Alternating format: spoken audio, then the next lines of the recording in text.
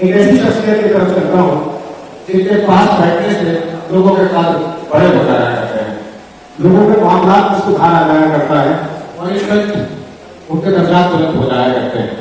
ऐसी मुअज़्ज़म, ऐसी मोतबर और ऐसी मोहतरम शख्सियत का नाम है जनाब मुफ्ती मोहम्मद कलीम साहब, जो हमारे शहर के इमाम हैं, एक अनडिस्प्यूटेडली रिस्पेक्टेड पर्सनैलिटी है।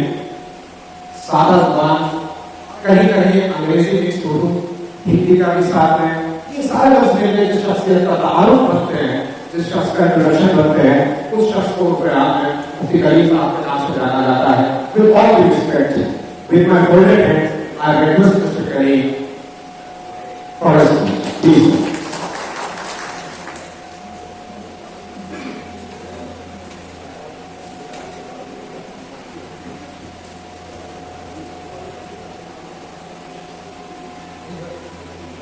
बिस्मिल्लाहिर्रहमानिर्रहीम। शुरू उस एक के नाम से जिसने हम सबको पैदा किया, हमें पालता है, पोसता है, हमें तरह तरह के गुण, तरह तरह की सलाहियतें, एबिलिटीज, काबिलियतें देता है। रिस्पेक्टेड डॉक्टर्स हज़रात, और आज के इस प्रोग्राम में मौजूद आदर्श बुजुर्ग, बड़े और मेरे काबिल दोस्तों, मैं कोई ना तो डॉक्टर हूँ और ना ही कोई मॉडर्न एजुकेशन लिया हुआ इंसान, एक छोटा सा इस्लामिक स्कॉलर हूँ। ये आप लोगों की मोहब्बत है कि इतने काबिल और बड़े मेहमानों के बीच में एक ऐसे इंसान को एक डॉक्टरी, एक अल्फ़ाबेट भी जिसे ना आते हो, आपने खड़ा किया और बोलने को कहा। ये आपकी मोहब्बत है।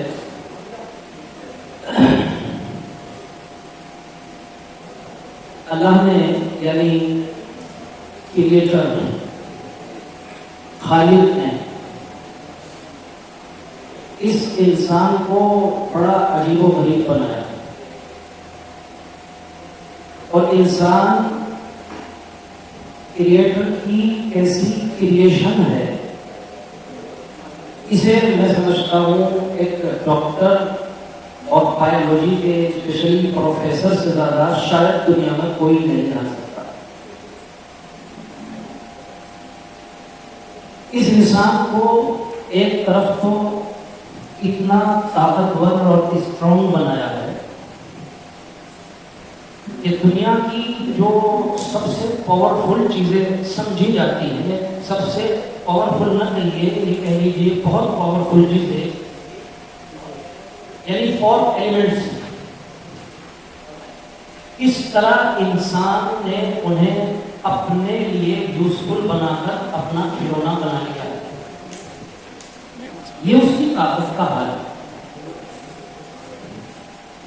दूसरी तरफ अगर देखा जाए तो ये इंसान इतना कमजोर भी है कि छोटे छोटे कीड़े मकोड़े, बैक्टीरियाज हो या दूसरे कीड़े हो, वो इसको नुकसान पहुंचा देते हैं।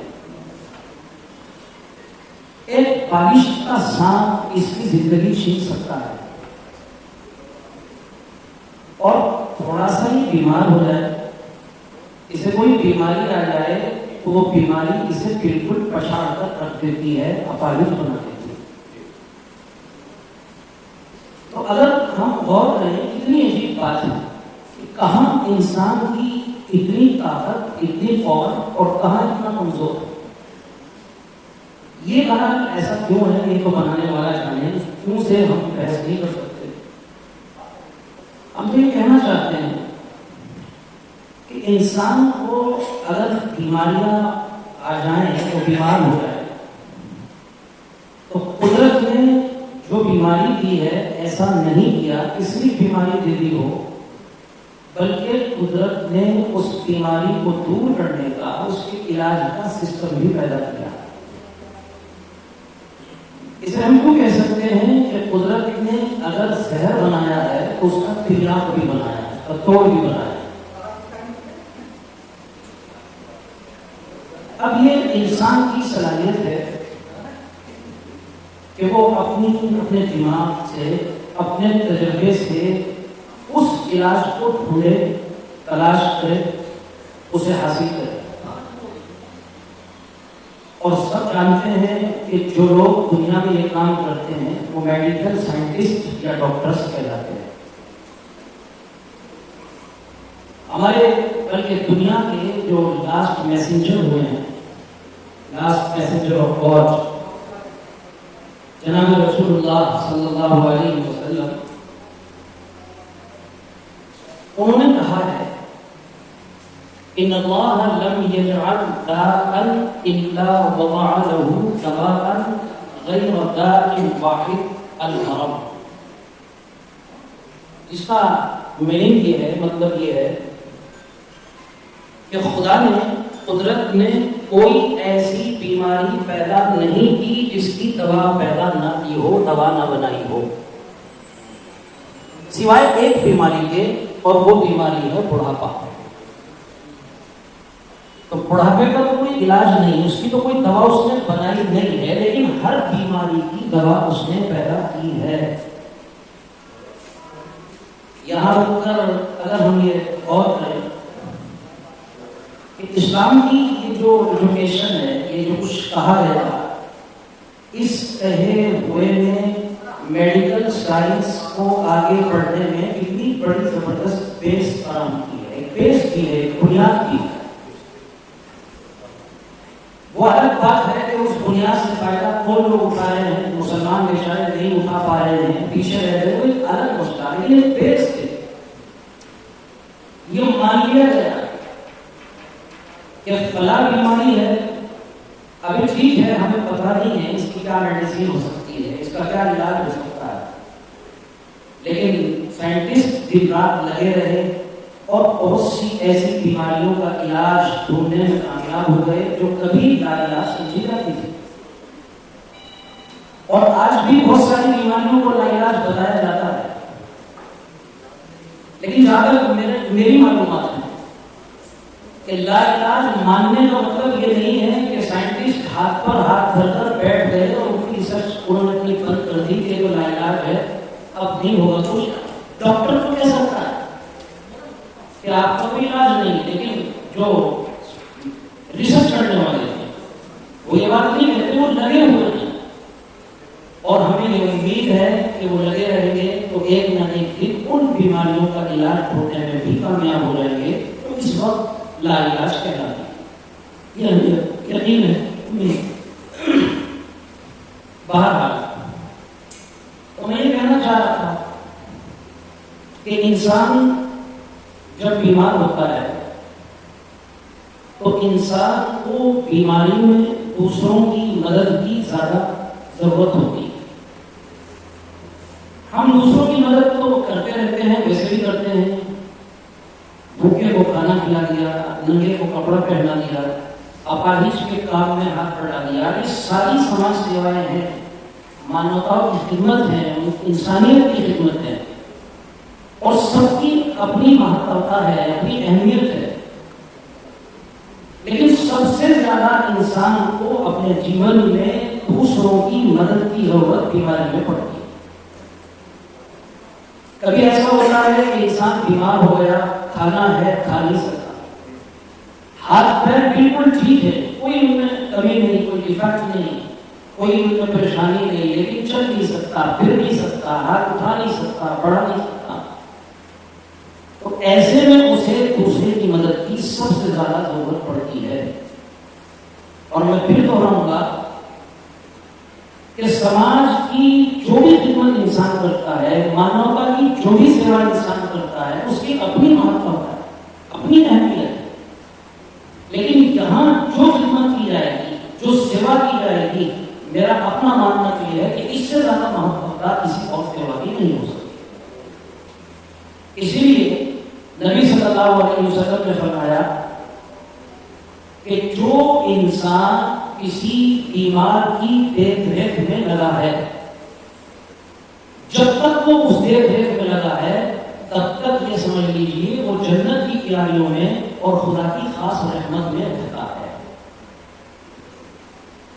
अब मैं ये कहता हूं कि इस हदीस में जो कुछ बयान किया गया, जो कुछ बताया गया, उसे हम मुसलमान सवाब कहते हैं। आप लोग जो मुसलमान नहीं कुछ और कह लेते।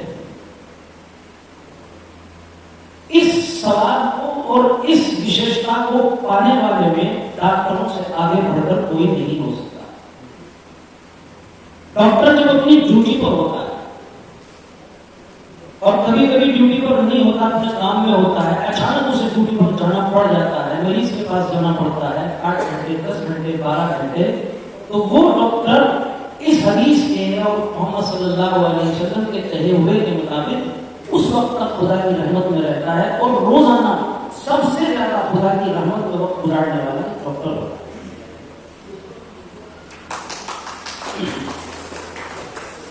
इसलिए कोई माने या ना माने, लेकिन पर्सनली मैं ये बात कह सकता हूं कि एक समाज का, एक माशरे का, एक सोसाइटी का सबसे बड़ा एहसानमंद, यानी उन पर सबसे ज्यादा एहसान करने वाला भी अगर कोई होता है तो एक डॉक्टर ही होता है।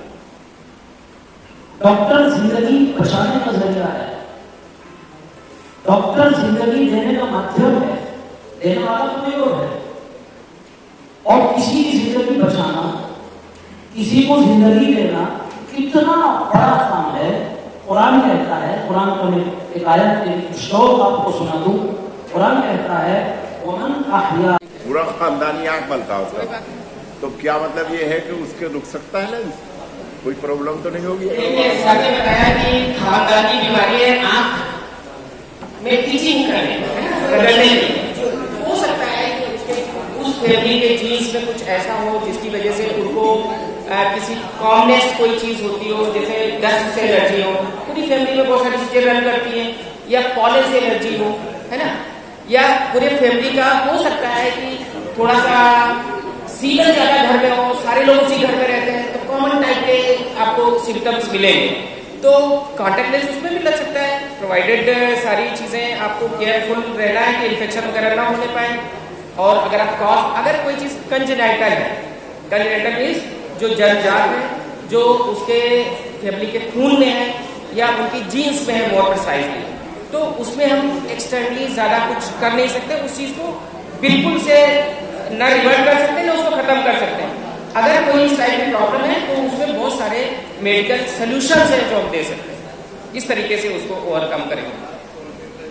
ठीक है, जैसे मेरी हाइट कम है तो मैं क्या कर सकता हूँ? किसी वाले वो आदमी होते हैं वो कॉन्टेक्ट लेंस का यूज कर सकते हैं, नहीं कर सकते? देखिए, आप कॉन्टेक्ट लेंसेज का यूज कर सकते हैं, कोई इसमें इसको नहीं आता है, लेकिन मेन रीजन क्या होता है, कॉन्टेक्ट लेंसेज के साथ में हमें एक चीज का बहुत ज्यादा ध्यान रखना होता है, और वो चीज होती है हाइजीन।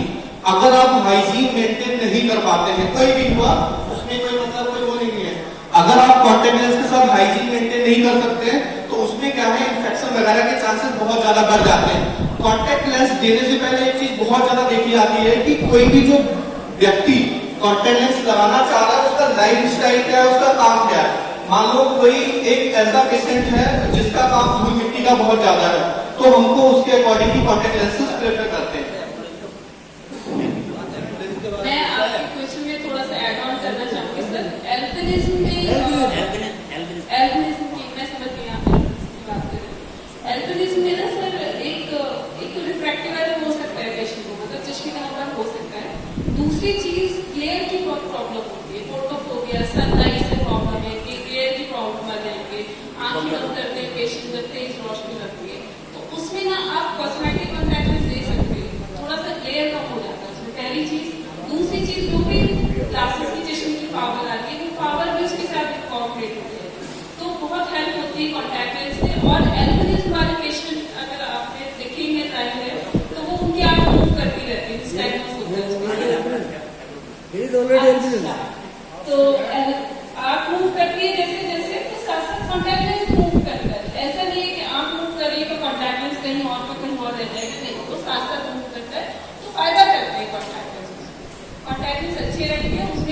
प्रॉब्लम भी कम होगी, चश्मे की पावर भी आ जाएगी और मूवमेंट भी होगा बॉडी के साथ, तो अच्छा रहता है।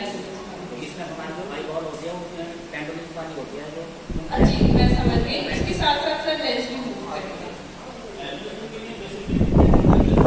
इसमें पिपली एरिया जो होता है वो क्लियर होता है, बाकी पेरिफेरल डार्क होगा, इसकी वजह से आपको चमक नहीं लगेगी। That is called tinted contact lens. Customise भी हो सकते हैं और वैसे भी आते हैं मार्केट में, आप लेंस पावर के साथ यूज कर सकते हैं, कैसे दोनों आते हैं।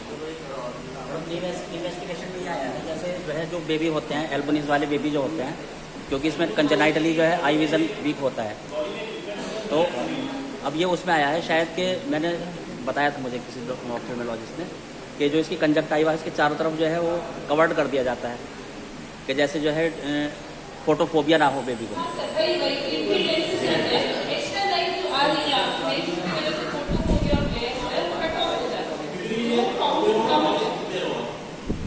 क्योंकि ये क्लियर होता है, पेरिफेरल से डार्क होता है, इसकी वजह से आपको चमक नहीं लगेगी, वो नहीं होगा। सर डायबिटीज भी है और हाइपरटेंसिव भी है, क्या उसे ट्रीटमेंट करा सकते हैं? बिल्कुल, डायबिटीज और बीपी अब कंट्रोल है तो नहीं कंट्रोल नहीं, हाइपरटेंशन है, अगर कोई पेशेंट का बीपी 280 है, 200 का रहता है और डायबिटीज भी उसकी 200 प्लस रहती है, इसका हम सब ट्रीटमेंट की सलाह दे सकते हैं। नहीं, रिस्क है, better to get control everything. BP पे दवाई से कम कीजिए, शुगर भी कंट्रोल कीजिए, उसके बाद ही ऑपरेट करें।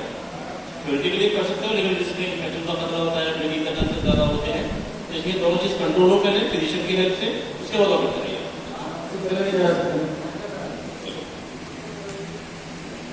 और कुछ डॉक्टर्स ये कहते हैं जो है बस स्टील का कराया जाना चाहिए ऑपरेशन, तो बहुत से कहते हैं इसको ना स्टील का कराना चाहिए, तो हमें किस स्टेज में इसको ऑपरेट कराना चाहिए? मैंने बताया देखिए जो आपके नॉर्मल रूटीन नॉर्मल लाइफ में है करने लगेगा ट्रेंड, मैंने बताया जब आप लोग पढ़ने का है तो आपको परेशानी होने लगेगी तो आपको ऑपरेट करना चाहिए। आपके नॉर्मल शेड्यूल में जब भी परेशानी होने लगे आपको ऑपरेट करना चाहिए, अपने के इंतजार नहीं करना चाहिए उसका।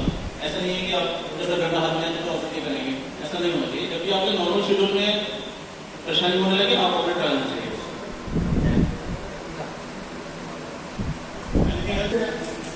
मायोपिया अगर मुझे ज़्यादा ऑपरेशन कराने में तो मायोपिया में प्रॉब्लम रहती है, ऑपरेशन के बाद प्रॉब्लम बनी रहती है क्या? ऑपरेशन के बाद भी प्रॉब्लम बनी रहती है क्या? यूज करता है, मैंने चश्मे का नंबर होता है मायोपिया में, मानिए जैसे नॉर्मल पावर होती है लेंस की, उससे कम पावर करते हैं मायोपिया का जो नंबर होता है वो एडजस्टमेंट करते हैं लेंस डालने के बाद भी। मानिए -11 -12 यूज करते हैं तो उनको शिफ्ट कर देंगे, वो नंबर भी उसी में एडजस्ट कर देंगे, आपको चश्मे की जरूरत ना पड़े उसके बाद। मायोपिया में जैसे सर ने बताया था एक चीज़ और होती है, तो सर ने समझा रेटिनोपैथी, मायोपिक रेटिनोपैथी होती है एक चीज़। मायोपिया में क्या होता है, नॉर्मल साइज आई बॉल थोड़ी बड़ी होती है, तो उससे हमेशा रेटिना पे पुल होता है, फ्रैक्शन होता है, तो उससे रेटिना क्या होता है वीक होता है। जैसे गुब्बारे को आप फुला के रखें तो क्या होता है वो थिन हो जाता है पतला, तो वही मायोपिया में भी होता है। नॉर्मल आई साइज बड़ी होती है इसलिए हमेशा पुल रहता है उस पर रेटिना पर, तो उसमें ब्रेक्स डेवलप होने लगते हैं। तो हम जो कैटरेक्ट का ऑपरेशन करते हैं सिर्फ लेंस का करते हैं, ना कि पर्दे का। तो पर्दे वाली परेशानी वो पहले भी हो सकती है और बाद में भी रह सकती है वो, लेकिन जो नंबर है वो एडजस्टमेंट हो जाता है और चश्मे का नंबर ऑलमोस्ट हट ही जाता है।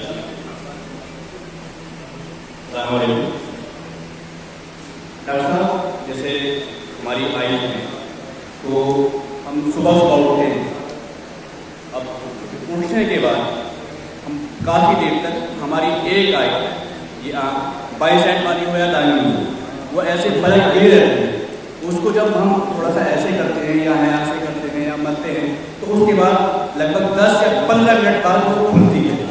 तो ये क्या प्रॉब्लम हो सकती है, इसका क्या करेंगे? सोते जब सो उठते हैं ना तभी प्रॉब्लम आती है, बाकी दिन भर पूरे जो है सही आता है। आप लोग शाम को क्लीन होती है, डिस्चार्ज नहीं का कुछ नहीं। नॉर्मली पलक झुकने को हम जैसे बोलते हैं टोसिस कहलाते हैं, और वो ऐसे नहीं होगा 2 दिन रहे फिर 5 दिन से हो जाए। तो अगर पलक झुकी हुई है तो रेगुलर ही रहेगी, आपको 24 घंटे वो झुकी रहेगी। ऐसा नहीं है, होता है कि एक चीज़ माइस्थीनिया ग्रेविस होती है, उसमें तो होता है कि सुबह में नॉर्मल होता है पेशेंट, शाम तक होते होते पलक झुकने लगती है, वो सिस्टमिक इलनेस है वो माइस्थीनिया ग्रेविस है। ऐसी कोई चीज़ नहीं होती कि सुबह में टोसिस हो शाम को खत्म हो जाए, ऐसा नहीं होता है जनरली। ये कोई बीमारी की उतना ही नहीं हो सकता है रीजन कि जब मैं रात में एक तो अगर आप रात में पानी कम पीते होंगे तो भी मैंने देखा है, सुबह आपने थोड़ा सा उसको किया, पानी वानी लगाया, ठीक हो गया। दूसरा रीज़न कि मेरी आदत थी ऐसे हाथ करके लेटने की, तो एक हाथ से करता तो इसमें प्रोसेस हो जाया करती थी और फिर वो अपने आप ठीक भी हो जाती थी। जब कई महीने तक हुआ तो एक हाथ में लोग ऑब्वियस हो गई, सामने से लोग बोलने लगे कि इस हाथ में कुछ प्रॉब्लम है क्या, इसकी ये छोटी लग रही है, बड़ी लग रही है। फिर मैंने नोटिस किया, फिर मैंने उसको अवॉइड किया और उसके बाद वो प्रोसेस चली गई। तो कई बार ये भी होता है ना कि थोड़ा सा पुलिंग की वजह से, और अगर आप नोटिस करना कहीं आप हाथ रख के तो नहीं लेटते ऐसे, आप ऐसे मेरे साथ होता है। अच्छा, मैंने सर ने सही कहा, हाथ से भी प्रेशर की वजह से प्रोसीजर होते हैं और बहुत सारे जो उल्टास होते हैं, तकिए पर सर कट्स होते हैं, तो आई फ्लैश होती है उससे, उसमें भी प्रोसेस ज़्यादा होते हैं पेशेंट में। जो बाइपास अंधे पैदा होते हैं बच्चे, उनके लिए कोई मतलब ये टेक्नोलॉजी है कि उनके कोई आंखें देख सकें दुनिया में, जो बाइपास कंजेनाइटल ब्लाइंड है, कंजेनाइटल ब्लाइंड है, कंजेनाइटल के बारे में बहुत अच्छा क्वेश्चन आपने पूछा है कंजेनाइटल ब्लाइंडनेस के बारे में कि अगर बच्चा अगर अंधा पैदा होता है तो क्या वो दुनिया देख सकता है या नहीं। अब इसमें बहुत सारी कंडीशन आ जाती है कि वो किस वजह से अंधा है। सबसे पहला जिसे कहते हैं वो डॉक्टर ने बताया वो मोतियाबिंद। बहुत सारे बच्चे ऐसे पैदा होते हैं जिनको जन्म से ही माँ के पेट से ही मोतियाबिंद होता है। ऐसे बच्चों को अगर मोतियाबिंद है तो कुछ साल का वेट करने के बाद डॉक्टर के रिकमेंडेशन के बाद वो कहेंगे बच्चा इतने साल का होता है उस टाइम उसको लेस डाल के उसकी हम सर्जरी को कर सकते हैं, तो वहां से वो वेरिफिकेशन सही हो जाएगा और उसको सही दिखा लगेगा। उसके अलावा और सारी कंडीशन होती है कि जिसकी वजह से उसका ब्लाइंडनेस हुआ है, अगर वो चीज इवेंटिकेट अगर हो सकती है या वो क्योर हो सकती है या ऑपरेट से ठीक हो सकती है तो उसको हम करके उसको रीस्टोर कर सकते हैं। लेकिन अगर ऐसा कोई डैमेज हो जो पर्दे में हो जो क्योर नहीं हो सकता है तब उस कंडीशन में उसकी रोशनी वापस नहीं आ सकती है।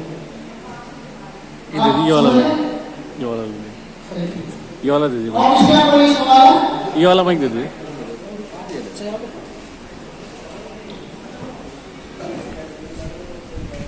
बहुत से पेशेंट ऐसे होते हैं जैसे जल जाते हैं और दोनों पुतलियाँ डैमेज हो जाती है उसकी।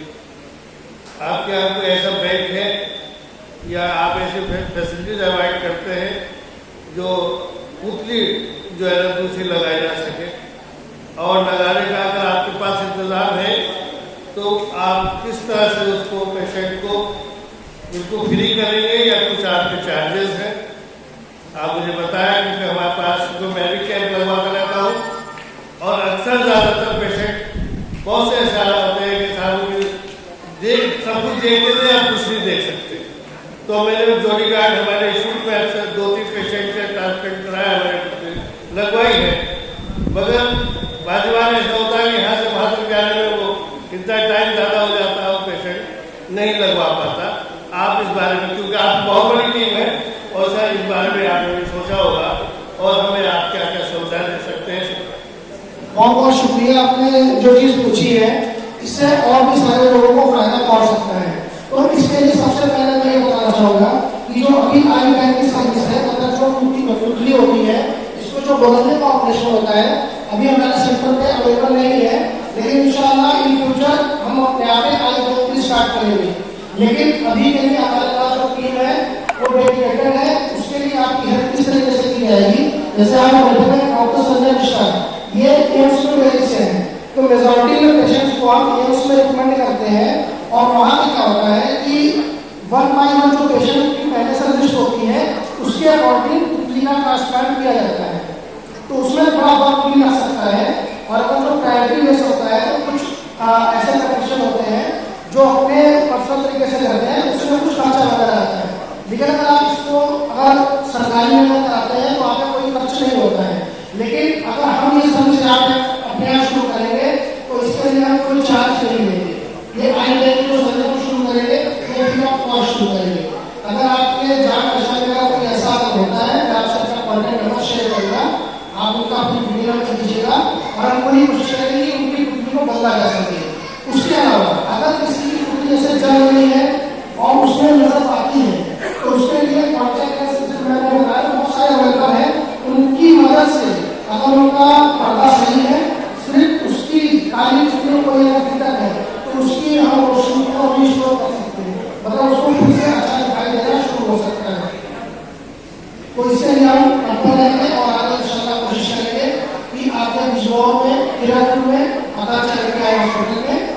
कार्रवाई को शुरू कर सकें।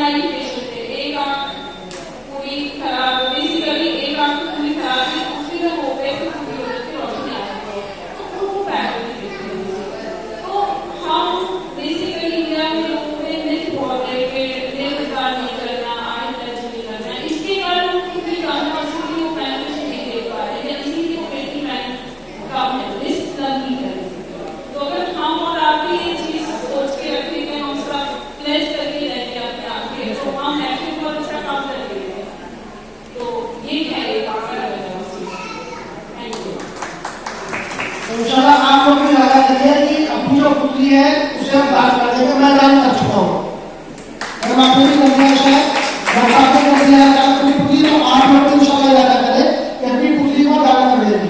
पुतली दान करने में बहुत सिंपल सा प्रोसीजर है, एक फॉर्म इसके लिए आता है और डॉक्टर आधार से उसमें अवेलेबल हो जाएगा आपको कल से। आप उस फॉर्म को फिल कर सकते हैं, उस फॉर्म को हम नजदीकी लाइब्रेरी में अपना पोस्ट कर देंगे। इसमें होता है उस पेशेंट की डेथ हो जाती है तो उसके जो घर वाले होते हैं वो इन्फॉर्म करते हैं कि यूनिवर्सल लोकल होता है इसका, उसका आप इन्फॉर्म करेंगे तो वहाँ से एक टीम आएगी, आपकी सिर्फ और सिर्फ आपकी पुतली ले जाएगी, बल्कि आपके बॉडी पे या आपके यहाँ पे कोई असर निशान नहीं छोड़ेगी जिसकी वजह से वो देखने में खराब होगी। तो इसके लिए इंशाल्लाह टेस्ट करिए, क्योंकि एक अगर इंसान का अपनी पुतली दान करेगा तो उसकी वजह से 2 लोगों को रोशनी आएगी और मरने के बाद वो देख सकेगा। तो इंशाल्लाह टेस्ट करिए, इरादा करते हैं। इसमें कंडीशन क्या रहती है? अगर जैसे कोई बुजुर्ग है वो भी पुतली डोनेट कर सकता है, जैसे कि अभी जैसे जो इशू आ रहा है वो इशू ये आ रहा है।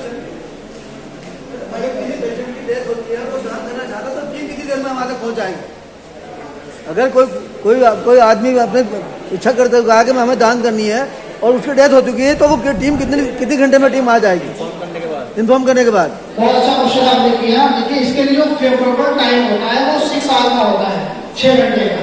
उसके अंदर हमारी टीम आपके घर पे पहुंचेगी और आपकी पुतली लेकर जाएगी और नजदीकी जो भी आई बैंक होगा वहाँ पे जाने के बाद में जिसकी प्रायोरिटी लिस्ट में नाम होता है उसको बुलाकर और पुतली को हम दूसरे में फास्ट ट्रैक कर देते हैं।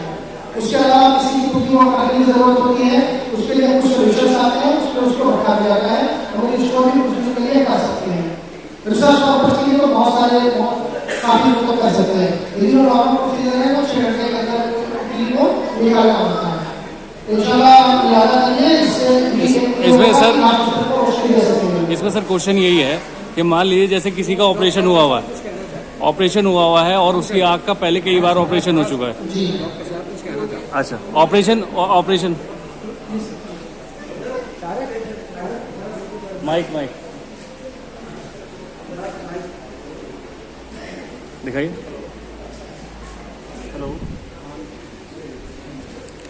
हेलो काम नहीं कर रहे।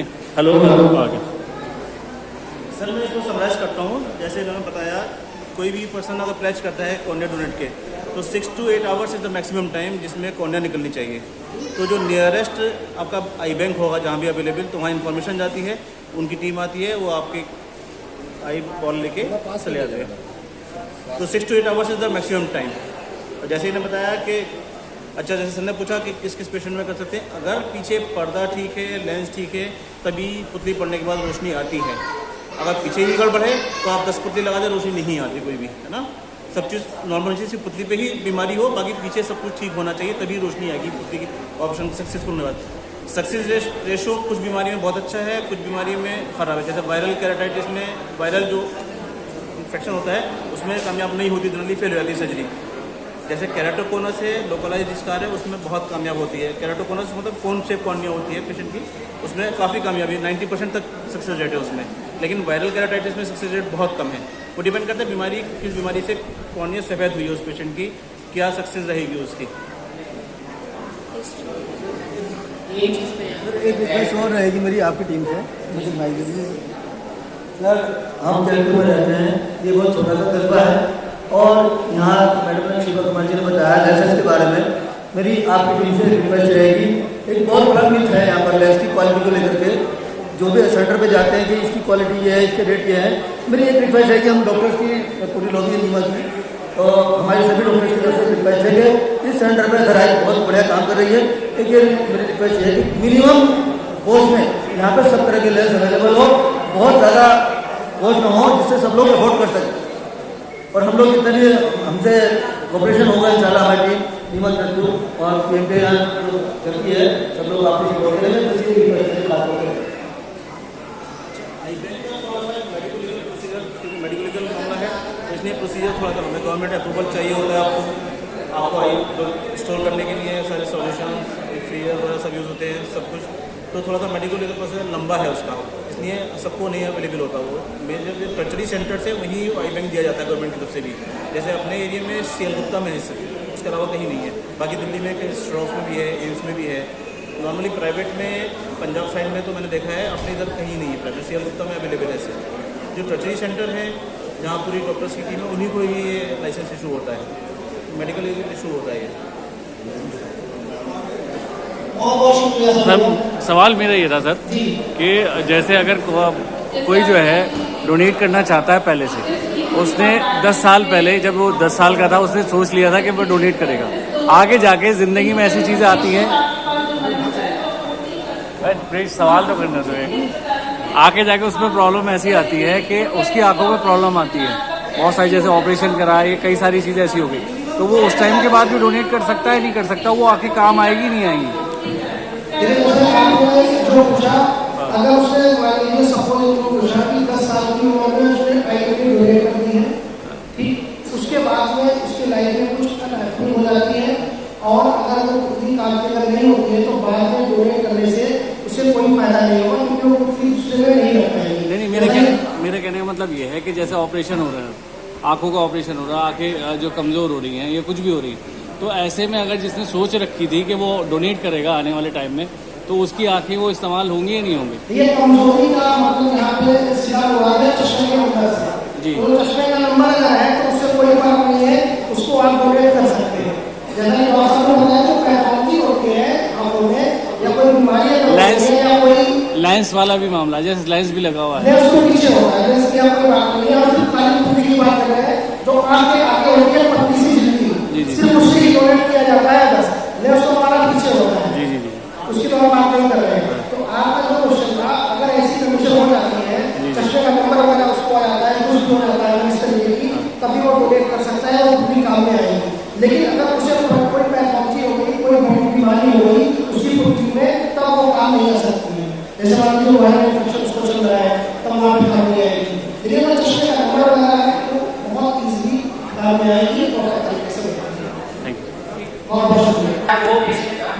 डोनेट कर सकता है। जी जी सर, ये तो अगर किसी मरीज का अगर मोतिया का ऑपरेशन हो चुका है, उसके अंदर लेंस इम्प्लांट हो चुका है या बगैर इम्प्लांट का भी अगर ऑपरेशन हुआ है, तभी वो बिल्कुल अपनी आँख को डोनेट कर सकता है और उसकी आँख भी उतने ही यूजफुल होगी जितना किसी बगैर मोतिये के ऑपरेशन वाले पेशेंट की।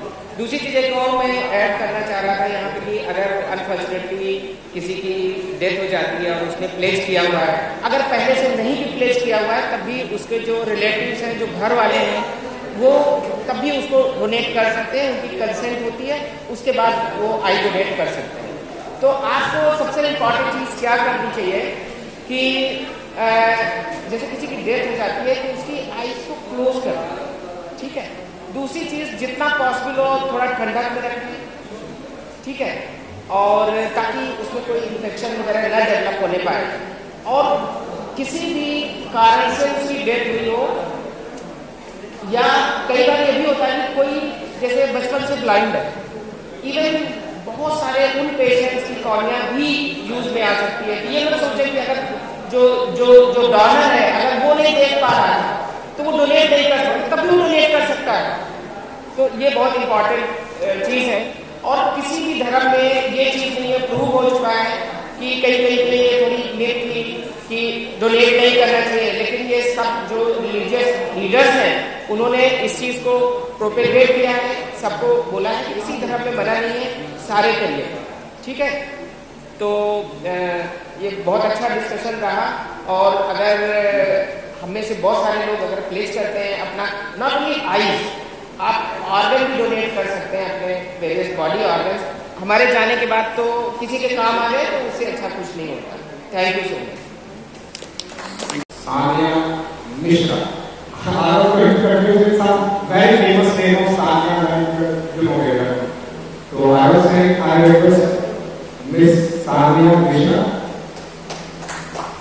for this presentation. At a very tender age, she has done it well.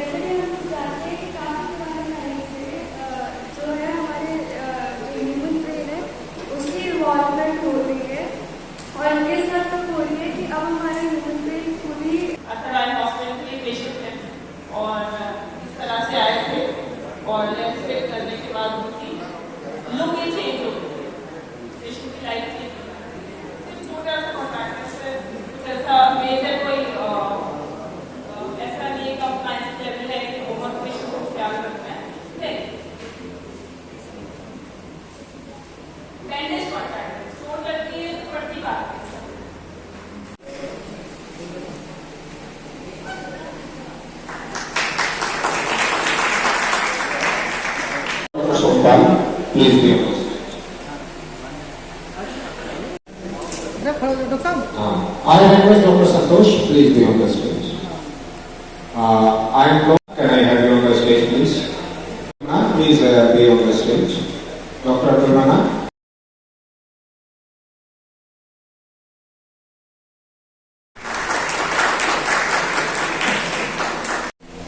And I request Rohit Khan, please felicitate.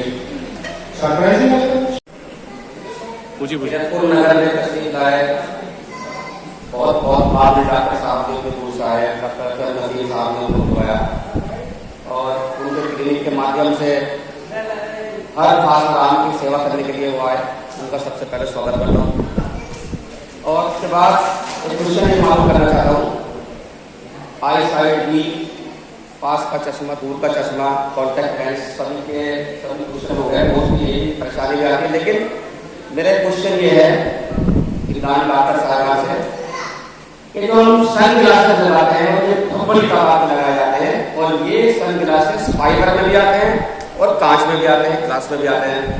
तो ये सन ग्लासेस हमें किस तरह लगाने चाहिए? क्या टेस्ट कर लगाने चाहिए, या अल्ट्रा वायलेट रेस से प्रोटेक्ट करने के लिए कौन सी कंपनी के ग्लास लगाने चाहिए? डॉक्टर से एडवाइस के बाद लगा सकते हैं या बिना एडवाइस के भी लगा सकते हैं? मेरा क्वेश्चन है, स्क्रिप्टली इसको बताएं तो प्लीज, सबको फायदा होगा। हाँ जी, जैसा आपने पूछा, चलिए थोड़ा सा फेलिसिटेशन पूछा, उसके बाद मैं आपके सवाल का जवाब दूंगा। I seek your apology, Hasan Ali bhai. Actually, he is going to be shy.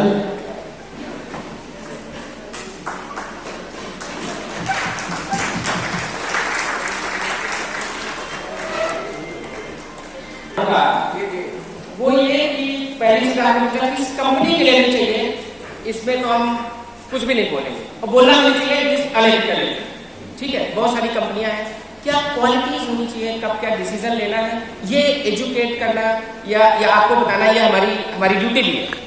तो जो नॉर्मल प्लास्टिक के 100 रुपए का भी फुटपाथ पे मिल जाता है, ज्यादातर उनको तो आप अवॉइड करें, ठीक है। शौकिया पहनना है कि सामने वाले को अच्छा लगे तो पहन सकते हैं, फोटो को खिंचानी 10-5 मिनट, लेकिन अगर उसको यूज करना है अपने फायदे के लिए तो वो फायदेमंद नहीं होगा। क्यों नहीं होगा? क्योंकि आप सन ग्लासेस पहन के धूप में जाएंगे, वो गर्म हो जाएगा, वो गर्म होकर आपके बिल्कुल करीब है, ठीक है, तो वो ज्यादा इवेपोरेशन होता है, आपके ऊपर जो टीयर फिल्म है उसका ज्यादा इवेपोरेशन होगा और वो आपको हार्म करेगा। दूसरी चीज, अल्ट्रावायलेट जो प्रोटेक्टिव सन ग्लासेस हैं वो तो पहनने चाहिए। इवन अगर आपका नंबर है तो नंबर के साथ भी सन ग्लासेस बनते हैं। ज़्यादा जो सन ग्लासेस आते हैं उनका साइज बड़ा होता है, जो फ्रेम का साइज बड़ा होता है, तो वो नंबर के अगर बनवाएंगे तो थोड़ा सा एक्सपेंसिव बनेंगे, या छोटे साइज का कर सकते हैं, या फोटोक्रोमेटिक आता है जैसे मैंने पहना हुआ, जब मैं धूप में जाऊंगा अल्ट्रावायलेट लाइट होगी तो ये डार्क हो जाएगा, जितनी ज्यादा लाइट उतना ज्यादा डार्क, जब मैं इंडोर्स में हूँ तो ये क्लियर हो गया, इस टाइप के भी आते हैं। इसके अलावा एक पोलराइड मटेरियल आता है, पोलराइड ग्लासेस आता है। तो पोलराइड में ये होता है कि जैसे आप ड्राइव कर रहे हैं, आपने देखा होगा आपको करीब आधा किलोमीटर दूर ऐसे लगेगा चिचिलाती धूप में कि उसको मिराज बोलते हैं, मृग मरीचिका, इस सामने से पानी भरा है, लेकिन जब वो वहां पहुंचेंगे तो एकदम गर्म सड़क होगी, तो ये रिफ्लेक्ट होकर लाइट आ रही है, इससे काफी प्रॉब्लम होती है आंख में। तो जो पोलराइड ग्लास होता है वो इन रिफ्लेक्शंस को खत्म कर देता है ना। इसके अलावा अगर आप पहाड़ों पे घूमने जाए जहाँ पे आइस वगैरह होती है, तो वहां पे आपको जरूर सन ग्लासेस लगाने चाहिए, स्पेशली यूवी प्रोटेक्टेड, ठीक है। ये आंख में जो अल्ट्रावायलेट रेज है, आंख के करीब जितने भी टिश्यूज है सबको नुकसान, कॉर्निया में नुकसान पहुंचा सकता है, आपके लेंस में नुकसान पहुंचा सकता है, ठीक है। विट्रियस वगैरह में डिजेनरेशन, रेटिना में कर सकता है, स्किन पे तो करते ही बहुत सारा, तो इसलिए हमेशा बेटर रहता है कि यूवी प्रोटेक्टिव पहनने चाहिए। अरे सेटिस्फाइड सर? ये क्वेश्चन है बहुत बड़ी तादाद में हमारे लोग इस चीज से प्रभावित हैं, खासतौर से नौजवान बिना किसी डॉक्टर की एडवाइस के और बिना किसी टेस्टिंग के, बिना किसी कंपनी के ले लेते हैं, तो उससे ज्यादा नुकसान होता है। आपने बताया इसके लिए बहुत बहुत थैंक यू, और आगे कोई बता रहे हैं ऐसे हमारी आशा है, और हमारे पास आपने अच्छे पर सेवा देने के लिए यहाँ तक आए, आपका स्वागत करता हूँ, शुक्रिया। I request again Ms. Vibha Kumari, she has been from Jamia Hamdard University, and she is a so I request Vibha Kumari. शुक्रिया बहुत बहुत। कृष्णा को मेरा सलाम, और आज जो मुझे बोलने का मौका मिल रहा है दो विषय पे, उसके लिए अवेयरनेस बाय अदर इनिशिएटिव का मेरा शुक्रिया। तो अभी आई केयर के एक्सपर्ट्स और मेरे सीनियर्स, जिनको सीखते सीखते मैं आज I request Dr. Hagan, please be on the stage.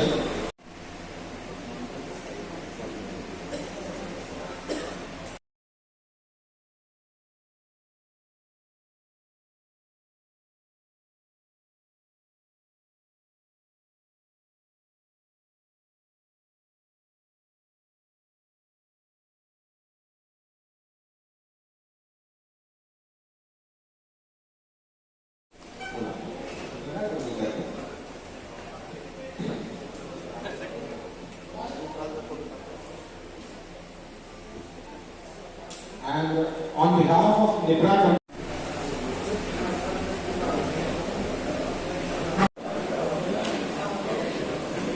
देखो देखो देखो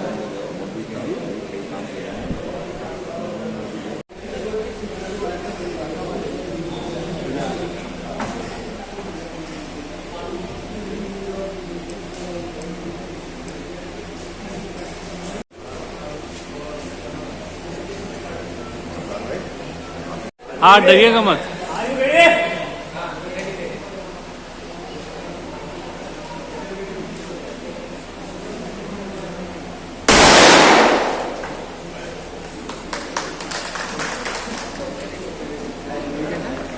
please be on the stage. And I request Dr. Amjad from Shishgram, please come for the presentation of Dr. Adu. Please sir. जब एक group ले लो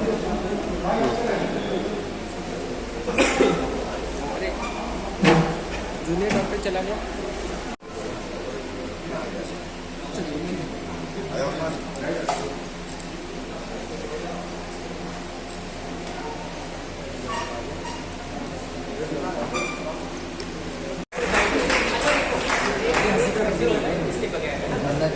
ऐसा हो गया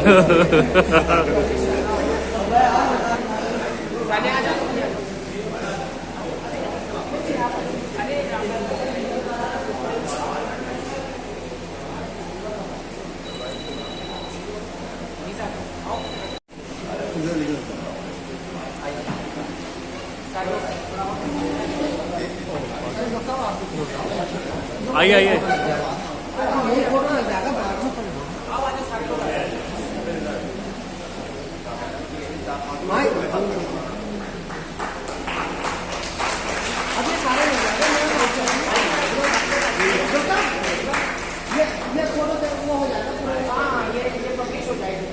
I request Dr. Azhar, please be on the stage, sir.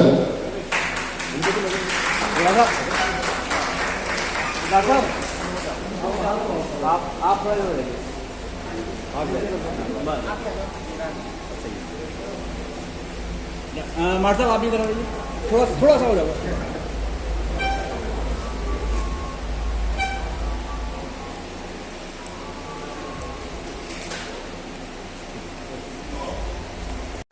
तो in conclusion जो diabetic macular oedema जिस particular चीज की बात कर रहे हैं जिसमें स्वेलिंग आ जाती है, तो जो डायबिटिक रेटिनोपैथिक पेशेंट्स होते हैं उनमें 7% पेशेंट्स भी पाई जाती है and it is the major cause of blindness worldwide और early diagnosis and early treatment of diabetic macular oedema is of prime importance because it affects the central part of the retina which is responsible for vision.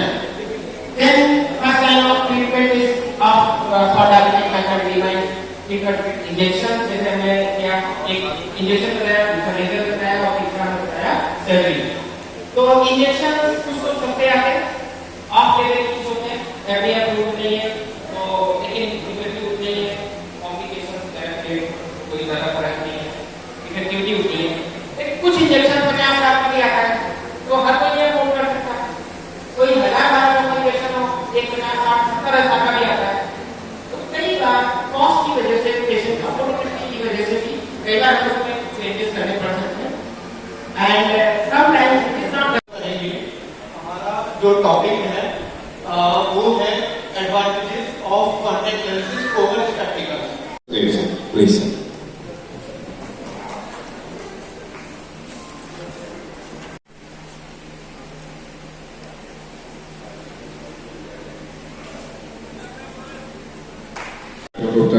Please come and felicitate the wedding, please.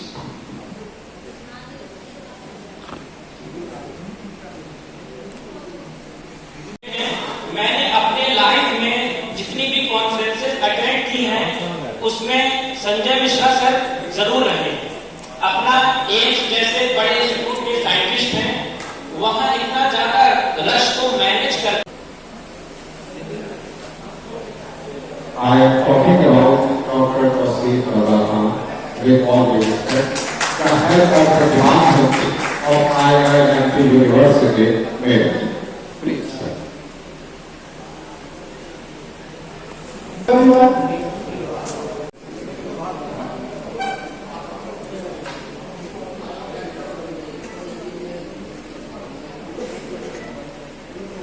Unfortunately and very he can be called the pioneer of light.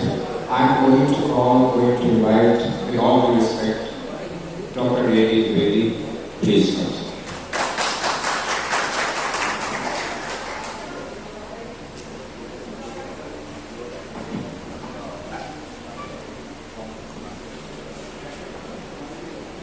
Thank you very much Zulfikar ji. आपसे तो मैं कल online मिल चुका था और आज offline भी मिलने का मौका मिला, बहुत ही अच्छा लगा मुझे। मेरा जो टॉपिक था स्पेशलिटी कॉन्टैक्ट लेंसेज, जिसको शिवा मैम ने कवर किया और बहुत ही अच्छे से कवर किया, तो इसमें मैं ज़्यादा कुछ और नहीं बोलना चाहूँगा, लेकिन कुछ बातें मैं ज़रूर बोलना चाहूँगा। एक अच्छा हेल्थ प्रोवाइड करने के साथ साथ हेल्थ अवेयरनेस बहुत ही ज़्यादा ज़रूरी है, और जो ऐसे प्रोग्राम होते हैं वो हेल्थ अवेयरनेस के लिए बहुत ही अच्छे होते हैं। हमारे बीच आज ऐसे लोग, बहुत सारे लोग बैठे हैं जो हेल्थ अवेयरनेस को लेके बहुत ही ज़्यादा डेडिकेटेड रहते हैं। I have an agent invited, and I am going to invite, with all due respect, my elder brother, Mr. Mukesh Goyal, the senior journalist department. Please come and take the witness. Please.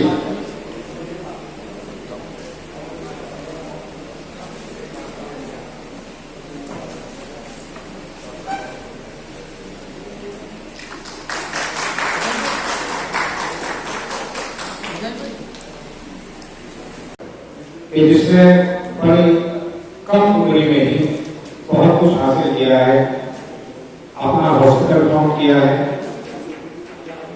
बहुत लोगों की खिदमत अंजाम दे चुके हैं, बहुत सारे लोगों को आंखों में रोशनी लौटाने वाले डॉक्टर निशान हयात से गुजारिश करूंगा कि वो स्टेज पर आए और कुछ कहें।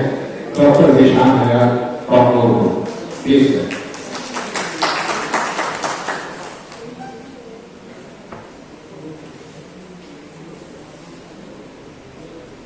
हेलो डॉक्टर,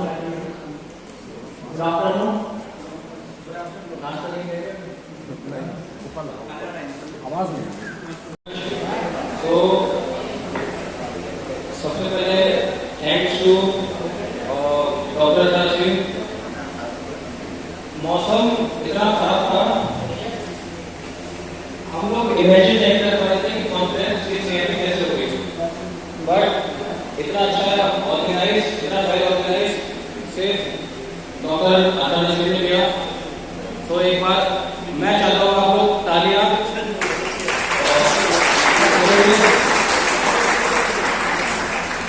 सेकेंड इम्पोर्टेंट चीज जो मैं शेयर करना चाह रहा हूँ कि मैंने अपनी लाइफ में बहुत सारी कॉन्फ्रेंस अटेंड की, बहुत सारी सीएमई और वर्कशॉप, लेकिन इतना हेल्दी डिस्कशन नहीं देखा जहाँ पे सवाल पूछने वाले और सवाल करने वाले दोनों करें थे। सवाल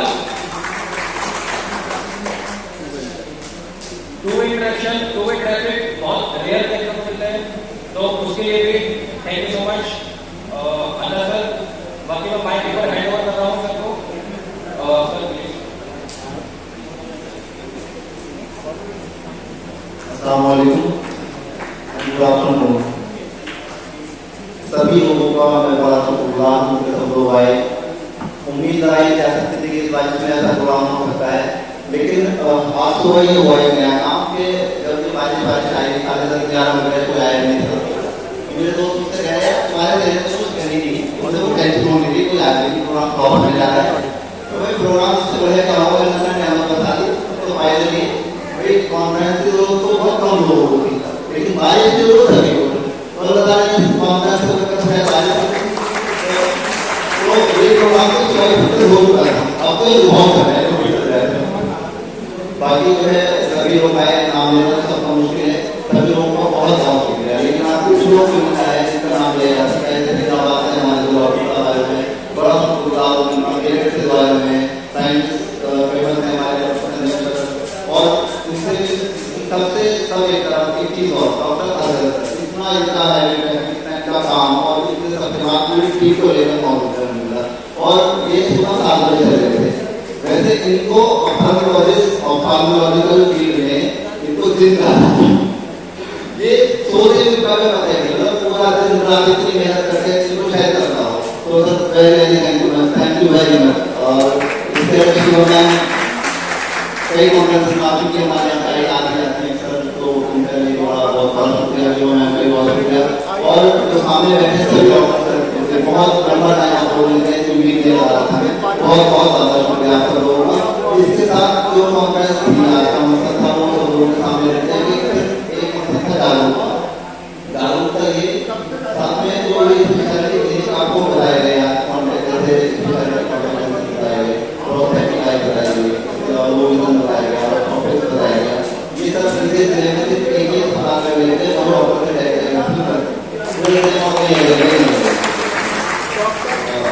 इसके बाद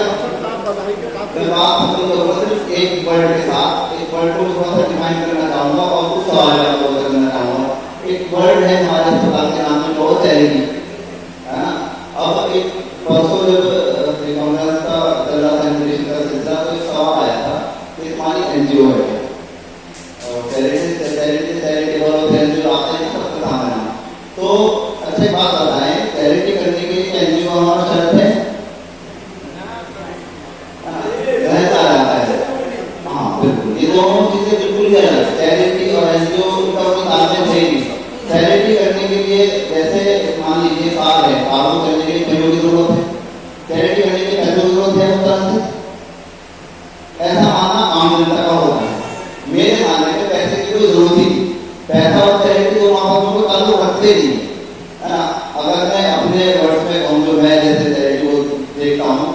है कि अगर आप सब लोग आए हैं यहाँ पर आपके अंदर, मैंने आप लोगों का इन्विटेशन दिया, अब आप लोग आने के लिए कैसे काम करो, 2000 रुपये रखो, हम आएंगे तो नहीं पाएंगे, मेरा काम पूरा था नहीं होगा, मेरा काम जरूर रहो आ गए, तो ये है जैसे आप सब लोग सुबह बहुत सारे ऐसे कर चुके हैं यहाँ पर, ऐसे ही मैं ये कहूँ कि दो इंसान है वो आपस में मिल रहे हैं, छोटे छोटे बात कर रहे हैं, ये एक charity, it is also a form of charity. तो चैरिटी करने के लिए पैसे कमाना चाहिए, चैरिटी के सिर्फ एक चीज मांगते हैं, वह नहीं मैं तो मुझे चैरिटी करने का शौक है, बचपन से है, मैं पहले सोचता था इन लोगों को, मैं परसों सोचा फिर मुझे सोचते हैं लोगों को बताना मुझको करा रहा है मुझे, और मैं बताऊँ मैंने 2015 के लास्ट में छोटा सा दिन शुरू किया बहुत छोटा था, आज मुझे सबसे बड़ा स्पेस मामले पहले फैसिलिटी मामले में 8 सबसे बड़ा सवाल हो गया, तो अभी तो हमेशा सबसे ज़्यादा कोई किया गया इतना होती होती सर्जरी कॉपी करने में हमने की है, तो फैसले में कितने ना इन सब तक पहुँचने के लिए मेरी काबिलियत तो जीरो, मैं सबसे पहले बता दूँ, लेकिन हाँ एक चीज़ थी मेरे लिए हमेशा से थी, लोगों की मदद कैसे की जा सकती है, उसमें मेरा साथ तो बिल्कुल भरपूर हिस्सा दिया, वो डॉक्टर ऐसा काम किया कि ऐसा कोई नहीं सकता। मैं ये कहूँ कि मेरा हाथ अलग है इस फील्ड के लिए, तो डॉक्टर से नहीं है, और साथ में ये है कि जो प्रमोट किया बेसिकली इन लोगों ने मेरे स्किल्स को डेवलप किया, उसमें शिव मैम का बड़ा रोल है, क्योंकि मेरे वहाँ से फेलोशिप किए मैंने, वहाँ पर HOD थी शिव मैम, तो उन्होंने बड़ा साथ दिया उस वक्त में, इसके अलावा विभाग सर आती है तो अक्सर मोटिवेट करके जाती हैं, और संजय सर को मैं इस फील्ड का आइडियल कहता हूँ, तो हीरो है चलिए, और हमारे क्योंकि हीरो आप सबके सामने बैठे हैं, जो 4 चैनल के हमारे साथ जैसे उनको बताऊंगा कि हमारे हीरो ये सब लोग, तो हमारे यहाँ